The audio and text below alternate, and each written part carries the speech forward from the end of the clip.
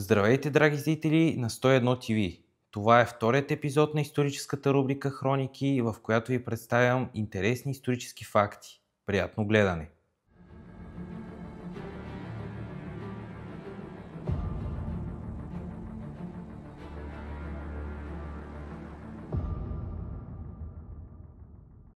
Васил Иванов Кунчев, Левски.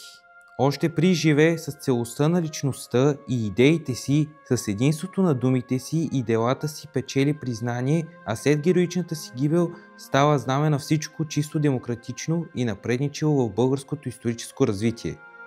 Вътрешната революционна организация, създадена и ръководена от Васил Левски, не само бележи връга в дълголетното освободително дело, но и стои в основата на следващото развитие на българската национална революция, на Априлското въстание и освобождението на България от османско владичество. Наред с националните си измерения, вътрешна революционна организация е постижение и за европейското национално революционно и демократично движение през 19 век. Васил Левски не само бележи връх в дълголетното освободително дело, но и стои в основата на следващото развитие на българската национална революция, на Априлското въстание и освобождението на България от османско владичество. Наред с националните си измерения, вътрешната революционна организация е постижение и за европейското национално революционно и демократично движение през 19 век. Васил Левски е последователен революционер, демократ, борец за свята и чиста република. И преди всичко за свобода. Лична, национална, общочовешка.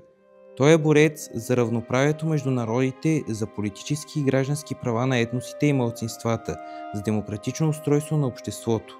Българското, балканското, общочовешкото. Наред с историческите си заслуги, Левски е неизменен апостол на българската свобода и синоним на политическия и нравствен идеал на българина. Заловен край Къкринското ханче на 27 декември 1872 г., той е отведен в София и подложен на разпити, но отказа да разкрие своите съратници.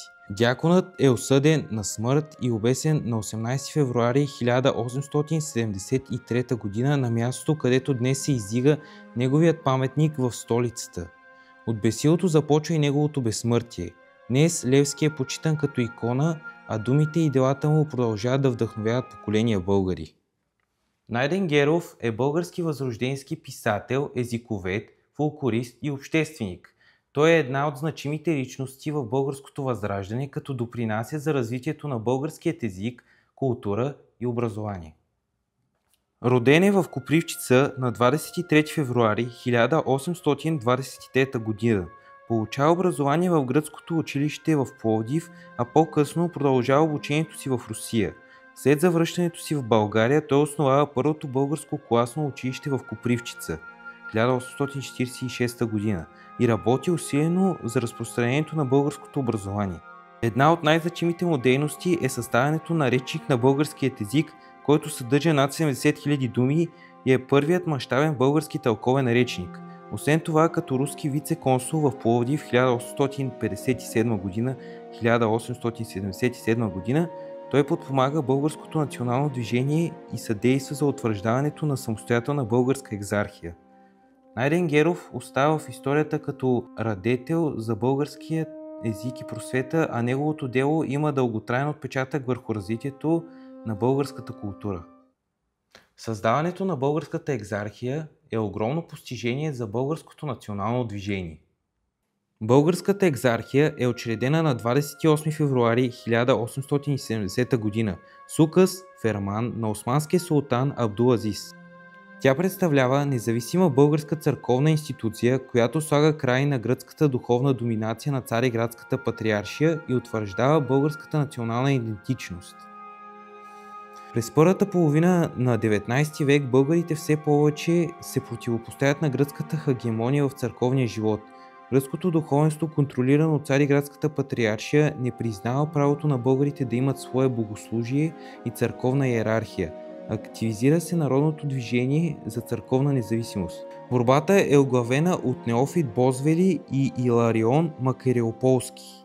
След дълги преговори и дипломатически усилия, султанът издава ферман, с който признава съществуването на самостоятелна българска църковна институция.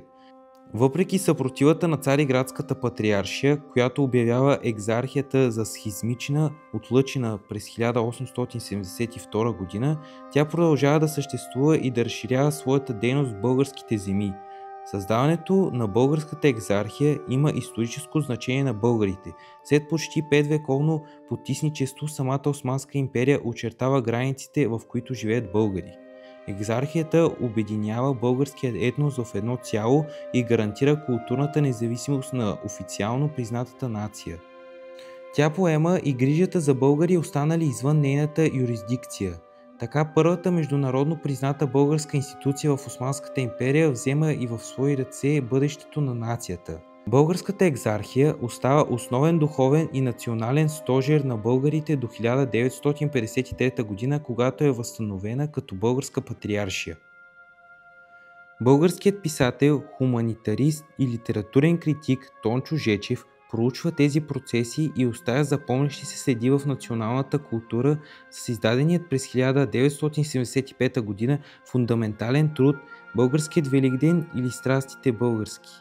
В него той изследва Цариградския кръг и ролята му в борбите за църковна независимост като важен етап в българското възраждане. В последните полемики и разисквания около монографията авторът пише редица статии, чрез които основава тезата си, че борбите за църковна независимост са важна и неотделима част от целокупния български литературен и културно-исторически процес от възраждането до съвременността.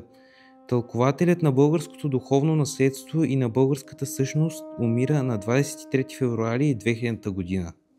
Това беше всичко за този епизод, драги зрители. Ще се видим следващия път.